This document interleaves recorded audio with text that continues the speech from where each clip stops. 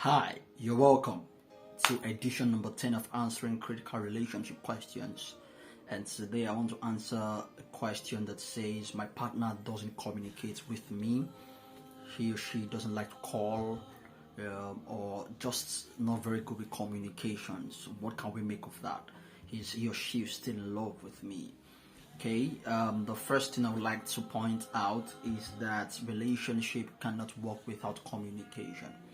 Like somebody rightly puts it, relationship or communication rather is the blood that flows through the vein of every relationship. I come again with that.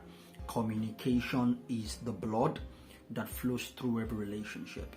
So what that says invariably is where there is no communication, there is no relationship actually, because it is communication that actually defines what relationship is. There has to be some form of communication for us to be able to call it a relationship.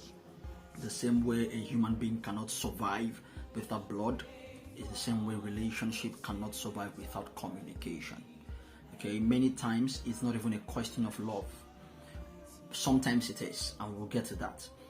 But whether your partner loves you or not, it is important to know that where and when there is no communication, it's just a matter of time before the relationship dries up, before the relationship dies. It won't last the test of time, because the sustaining factor, the major sustaining factor of relationship is communication.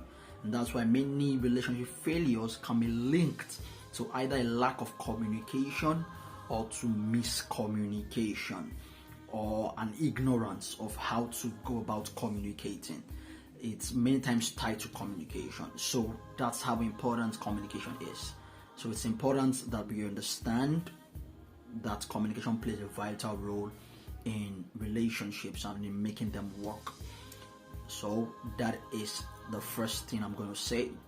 The second thing is, yes, it can also be the presence of a lack of commitment or love from the part of your partner. But remember the litmus test of love that we spoke about last time. One of the questions you want to ask is, how does he or she communicate with other people? If his or her communication is good with other people, with friends, families, and close pals, if their communication is good with them and their communication is not good with you, that's a red flag. That tells you that they are not as interested in you as you may have thought, or they have not given their 100% commitment to the relationship.